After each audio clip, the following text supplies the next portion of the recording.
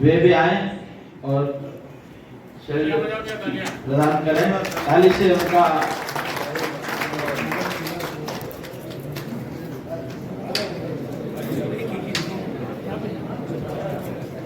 इसके बाद श्री वीरेंद्र जी परमार वर्वेट पेटलावल से, हाँ रमेश जी गहलोत जिनके राणापुर से हैं, रिटायर्ड शिक्षक हैं। इसके बाद वीरेंद्र जी परमार बरवेट पेटलावत से।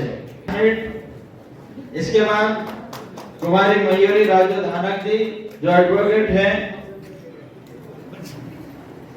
वे आए, उनका भी मंच द्वारा सब करके जाएं।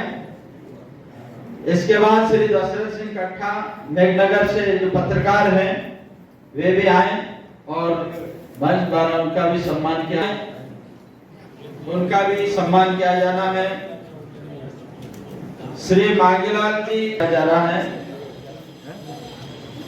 छगनलाल चौहान रिटायर्ड प्राचार्य वे भी आ जाएं। आभार के लिए हमारे अज्जा अनुसूचित जाति मोर्चे के जिले के अध्यक्ष श्री जगदीश जी जाटव आए और आभार व्यक्त करें। राजू भाई को दे दो, जाटव जी आए।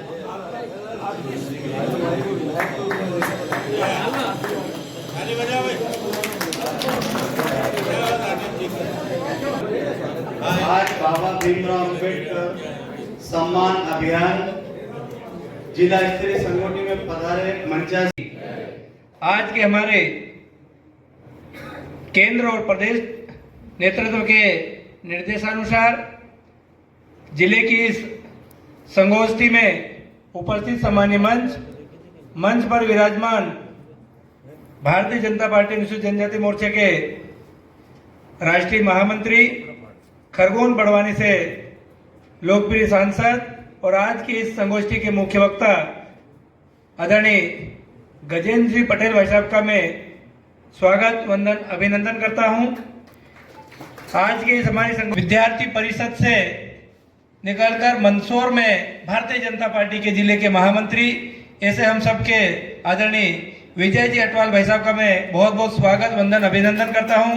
हम सबके बीच में हम सबकी लोकप्रिय जिले की शान मध्य प्रदेश सरकार की महिला बाल विकास कैबिनेट मंत्री आदरणीय निर्मला दीदी का मैं बहुत बहुत स्वागत वंदन अभिनंदन करता हूं।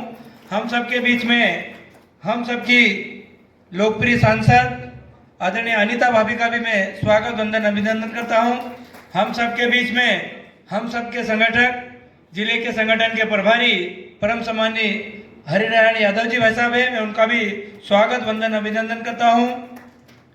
हम सब सौभाग्यशाली है कि मंच पर हमारे झाबुआ जिले की शान पद्मश्री रमेश जी भाई साहब का भी मैं बहुत बहुत स्वागत वंदन अभिनंदन करता हूं। मंच पर विराजमान पूर्व जिलाध्यक्ष आदरणीय नायक साहब, अनुसूचित जाति मोर्चे के जिलाध्यक्ष आदरणीय जाटव जी, जिले के महामंत्री आदरणीय सोम सिंह जी, कृष्णपाल जी, आप सबका मैं इस संगोष्ठी में स्वागत वंदन अभिनंदन करता हूं।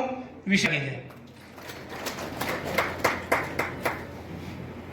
आज यहाँ पे उपस्थित सभी अतिथिगण पदाधिगण का हार्दिक स्वागत अभिनंदन करती हूँ और हर्ष का विषय है कि आज जिला स्तरीय बाबा भीमराव अंबेडकर के सम्मान संयोजक की संगोष्ठी में मुझे आमंत्रित किया, उसके लिए भी मैं आभारी हूँ। उसके लिए भी वरिष्ठ अतिथिगणों का और यहाँ के संयोजक का हार्दिक स्वागत अभिनंदन करती हूँ। और एक अद्वितीय छवि, अद्वितीय कवि, अद्वितीय लेखक, अद्वितीय राजनीतिज्ञ बाबा भीमराव अंबेडकर को शत शत नमन करते हुए मैं उनकी प्रस्तावना को आपके सामने प्रस्तुत कर रही हूँ। जय हिंद, जय भारत, भारत माता की जय।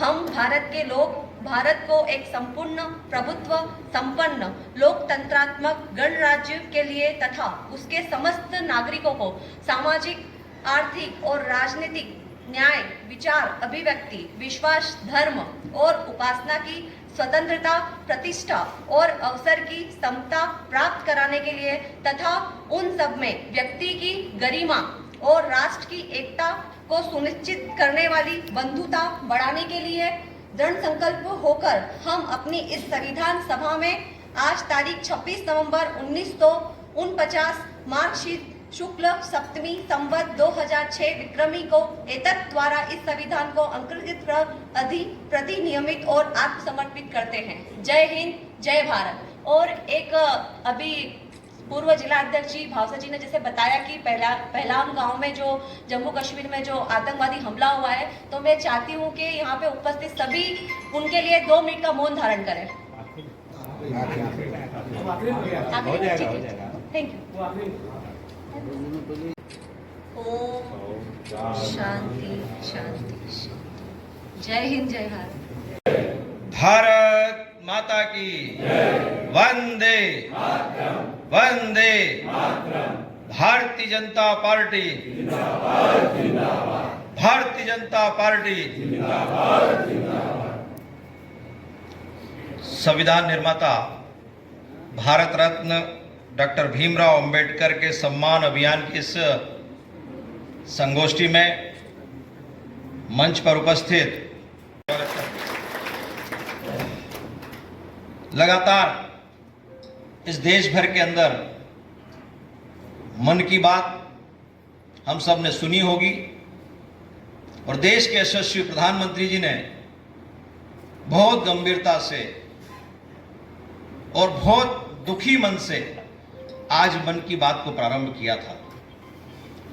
और मन की बात को जब प्रारंभ कर रहे थे तो निश्चित तौर पर हर भारतीय के मन में, हर भारतीय की आंखों में वो दर्द था जो मेरी बहन ने अभी प्रस्तावना रखते हुए कहा कि मौन होना चाहिए, श्रद्धांजलि होना चाहिए। ये पार्टी ने निश्चित किया है, निर्धारित है, और हमारी पार्टी जो कहती है वो करती है। और हम सब जब कुछ गलती करते हैं तो हरिनारायण यादव जी हमारे बीच में बैठे हैं, कान पकड़ ठीक करने का काम भी यादव जी समय समय पर करते हैं। स्वाभाविक है, हम सीखने की पद्धति में हमारी पार्टी भी इस प्रकार की है कि हम सब पार्टी का नारा भी लगाते हैं कि बड़ों का सम्मान और छोटों को काम किस प्रकार से मिल सके, इस बात को लेकर के हम सब काम करते हैं। तो हम जब भी देश के अंदर कोई घटना होती है, दुर्घटना होती है या कोई अच्छा काम होता है, तो सबसे पहले प्रतिक्रिया देने का काम भारतीय जनता पार्टी के कार्यकर्ता करते हैं। इसीलिए निश्चित तौर पर जम्मू कश्मीर की वो पहलगाम की जो घटना आप सबके सामने है भी, वो पार्टी ने कहा था कि सबसे पहले कार्यक्रम प्रारंभ करने से पहले आप 2 मिनट का मौन रखेंगे। सौभाग्य मेरी बहन के मन में आया और उन्होंने कहा, उसको नहीं पता था कि पार्टी ने क्या कहा है, पर हमारे वरिष्ठ नेता गजेंद्र जी बैठे हैं तो समय समय पर ठीक भी वो भी कर लेते हैं। इसीलिए कुछ गलतियों को सुधारना और सुधार कर आगे बढ़ना, चरेवेती का मंत्र लेकर के हम सब जब काम करते हैं तो निश्चित तौर पर हम मंच पर चित्र भी देख रहे होंगे। चित्र में भी हमने भारत माता, डॉक्टर श्यामा प्रसाद मुखर्जी, दीनदयाल जी और अंबेडकर जी को जिस प्रकार से तथाकथित लोगों ने जब जब चुनाव आते हैं और जब जब ऐसा कुछ अवसर आता है तो तथाकथित विपक्ष और कम्युनिस्ट पार्टियां हमको बहकाने का, बरगलाने का काम लगातार करती है। और कांग्रेस के द्वारा जो बाबा साहब का लगातार अपमान करने का काम अगर किसी ने किया है तो वो कांग्रेस पार्टी है। हम सब जानते हैं कि झाबुआ आपको पिछड़ा नहीं रहा, और हम सब जानते हैं कि झाबुआ की पृष्ठभूमि आज से ही नहीं, लगातार देश के अंदर जब जब संकट आया है, चाहे वो 1857 की क्रांति का विषय हो, साहब का अपमान करने का काम किया, उपेक्षा करने का काम किया है। उस चीज को लेकर के आज जनता के बीच में आदरणीय गजेंद्र पटेल जी के नेतृत्व में हम यह संगोष्ठी आयोजन कर रहे हैं। आपको याद ही है सबको, केवल पुनर्स्मरण करने की आज आवश्यकता है, आज पुनः जागरण करने की आवश्यकता है। हम कोई नई बात नहीं बता रहे, हम उन तथ्यों को आपके सामने रखना चाहते हैं। खड़ा किया गया। आप सोचिए जो एक प्रतिभावान व्यक्ति जो देश को दशा और दिशा दे सकता है, उसके सामने किस प्रकार से भ्रम को खड़ा करने का काम अगर किसी ने किया है तो कांग्रेस पार्टी ने उस समय के प्रधानमंत्री आदरणीय जवाहरलाल नेहरू ने किया। हम उस बात को कहना चाहते हैं आपके सामने कि लगातार बाबा साहब अंबेडकर की उपेक्षा करते हुए इन सारी चीजों को सामने किस किस प्रकार से खड़ा किया गया और लगातार उसके बाद भी खड़ा करने के बाद भी 74,333 मतों को रिजेक्ट किया गया। आप सोचिए बाबा साहब अंबेडकर कितने संघर्षों के साथ अपने देश के परिदृश्य को विकास के आधार पर बढ़ाना चाहते थे, जनता की भावनाओं के आधार पर बनाना चाहते थे, पर कांग्रेस ने उनके चाल चरित्र को दिखाते हुए निगेटिविटी एक वातावरण बनाने का प्रयास किया। उसी के बाद 1954 के अंदर भंडारा में उपचुनाव के आधार पर जब लगातार वे लड़ रहे थे, उसके सामने फिर नारायण प्रसाद जी को खड़ा किया गया। बाबा साहब भीमराव अंबेडकर लगातार उपेक्षित होते रहे, उन लोगों को सामने कोई इतिहास आया ही नहीं। कांग्रेस ने जिस प्रकार से लगातार 1937 से लेकर के 1942 और 1946 के अंदर जब पहली बार जब मंत्री परिषद का गठन हो रहा था तो उनको 1946 के अंदर श्रम मंत्री का काम दिया गया और श्रम मंत्री का काम भी मजदूरों के साथ वो करते रहे, उनके विकास के लिए लड़ते रहे, तब भी उन्होंने विदेश मंत्रालय देखने का उनको काम दे दिया गया। वे अच्छे अर्थशास्त्री थे, अच्छे अर्थशास्त्री के आधार पर भी उनको कानून मंत्री बनाया गया और कानून मंत्री के अंदर भी जब वो काम लगातार करते करते करते आगे बनाते रहे, उन्होंने भारत का संविधान बनाया। 18 घंटे एक टेबल पर बैठ करके लिख करके कि मेरा भाई, मेरा मजदूर, मेरा जनजाति, मेरा किसान उस कानून को पढ़ेगा कैसे, क्योंकि ब्रिटिश सरकार ने अंग्रेजी में वो पूरा कानून बनाया था। 18 घंटे लगातार बैठ करके आपके और हमारे भविष्य के लिए जिस प्रकार को इंग्लिश से हिंदी में ट्रांसलेशन करते हुए उस कानून का उल्लेख किया। और आज इस सब परिस्थितियों को देखते हुए तो 50 साल तक बाबा साहब को सम्मान नहीं मिला।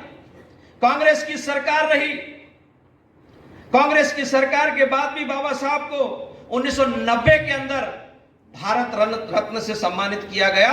और वो किसकी सरकार में किया गया? भारतीय जनता पार्टी, अटल बिहारी वाजपेयी जी कम समय के लिए रहे, पर उन्होंने देख करके आज भी आप सबको याद होगा कि जब जब हमारी सरकार आई है, चाहे 1 दिन की सरकार आई हो, चाहे 90 दिन की सरकार आई हो, और जब जब सरकार आई है तो हमने इतिहास बनाने का काम किया है और जनता के बीच में रहने का काम किया है। आपको याद होगा जब अटल जी की सरकार थी तो हमने प्रधानमंत्री सड़क योजना बनाई।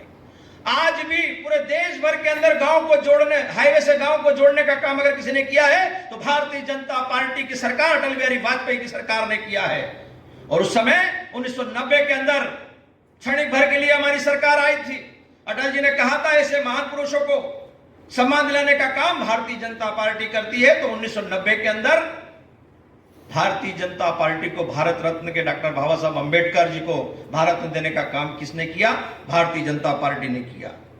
वहीं संसद के अंदर 12 अप्रैल को 1990 को संसदीय क्षेत्र के अंदर ऐतिहासिक काम जब हुआ तो कानून मंत्रालय के अंदर उनकी मूर्ति बनाने का काम किया, मूर्ति का स्थापित करने का काम किया। उनके चित्रों को लगाने का काम किसने किया? कि भारतीय जनता पार्टी की अटल बिहारी वाजपेयी जी की सरकार ने किया। ऐसी सारी चीजों को लेकर के जब हम काम करते हैं तो स्वाभाविक हम सबके ध्यान में आता है। और समानता की प्रतिमूर्ति के आधार पर वो चाहते थे कि समानता, सबको अधिकार मिले, जो पिछड़े, शोषित, वंचित लोग हैं उनको भी समानता का अधिकार मिले। उसको लेकर के भी काम करने के लिए मोदी सरकार ने स्टैच्यू ऑफ इक्वलिटी, सोचिए इतने अपमान के बाद, इतने इतिहास को पढ़ने के बाद जब हम सबको कुछ ध्यान में आता है तो निश्चित तौर पर उन्हें समानता की प्रतिमूर्ति बनाई। स्टेच्यू ऑफ लिबर्टी हमने सरदार वल्लभ भाई पटेल की बनाई, क्योंकि वो भी समानता के आधार पर, किसानों के उद्धार के आधार पर, देश के विकास के आधार पर हम काम करना चाहते थे। वहीं नरेंद्र मोदी जी ने अभी इक्वलिटी, समानता के आधार पर उनकी प्रतिमूर्ति बनाने का काम किया है। में उनके सम्मान का कार्यक्रम होता है, ये हमारे लिए गर्व की बात है। हम सब इसलिए कहते हैं कि अटल बिहारी वाजपेयी की सरकार हो, चाहे नरेंद्र मोदी की सरकार हो, हमने जब जब देश के अंदर देश को बचाने का जिसने काम किया गया हो, चाहे वो 1857 की क्रांति हो, चाहे वो 2025 का दौर हो, उन सबको लेकर के जब हम काम करते हैं तो निश्चित तौर पर प्रतिभाओं को मंच पर लाने का काम करते हैं। देश के विकास में अगर कोई आता है तो उसको भी आगे बढ़ाने का काम हम सब करते हैं। आपने देखा होगा कि लगातार के आधार पर, इन संगोष्ठियों के आधार पर वो सिद्ध होता है और वो हम उसको पूरा करने का काम भी करते हैं। तो याद होगा कि आपको मोदी सरकार में पंच तीर्थ की जो बात कही गई, उनके 5 वो ऐतिहासिक स्थान है, उसको हमें आपके सामने रखना चाहता हूं। उन्होंने कहा कि उनका जन्म, आपको याद होगा सुंदरलाल पटवा की सरकार थी, आदरणीय सकलेचा जी की सरकार थी। जब जब उनकी सरकार आई तो बाबा साहब अंबेडकर की मूर्ति, और महू में उनका जन्म स्थान है, तो तीर्थ स्थान और मूर्ति स्थापित करने का काम सबसे पहले मध्य प्रदेश सरकार ने, पटवा सरकार ने उनकी आदमकद मूर्ति लगाने का काम किया। ये कांग्रेसी भूल जाते हैं।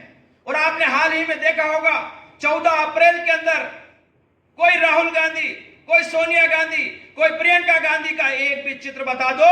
और इससे बड़ी बात है कि कांग्रेस पार्टी का राष्ट्रीय अध्यक्ष गजेंद्र जी, आपको याद होगा मल्लिकार्जुन खड़गे का एक भी चित्र आप बता दो कि 14 अप्रैल पर उन्होंने माल्यार्पण और पुष्पांजलि की हो। तो इस बात का उल्लेख मैं इसलिए कह रहा हूं कि इन कार्यशालाओं को मंडल तक पहुंचाने का काम भी आप सबने करना है और छोटे छोटे गांवों के आधार पर बताइए। और आज अजाक्स ऐसे कम्युनिस्ट सरकार हमसे पूछती है कि बताइए भानु भाई, आपके कार्यालय में क्या अंबेडकर जी का चित्र लगाए क्या? अरे इस प्रकार के प्रश्न करके मीडिया में छा करके, सोशल मीडिया में प्रचारित करते हुए वो कहते हैं कि आपके भारतीय जनता पार्टी के कार्यालय में अंबेडकर जी का चित्र लगा। हमको कहना चाहते हैं संगोष्ठी के माध्यम से, अरे जाइए गजेंद्र जी के ऑफिस के अंदर, जाइए भानुपुरिया जी के ऑफिस के अंदर, नारायण भैया के घर पे बहन निर्मला जी बैठी हैं, अनीता जी बैठी हैं, उनके घर के अंदर जाइए और उनके मोबाइल को खगाल के देखिए, उन्हीं महापुरुषों के ज्यादा चित्र मिलेंगे। ये जवाब हम सबको इसलिए कहना पड़ेगा ताकत के आधार पर, क्योंकि जब नरेंद्र मोदी दिल्ली के लाल किले से 56 इंच के सीने की बात करता है तो हमको झाबुआ के पेटलावट के अंदर हमको भी बूथ पर वो बात करना होगी।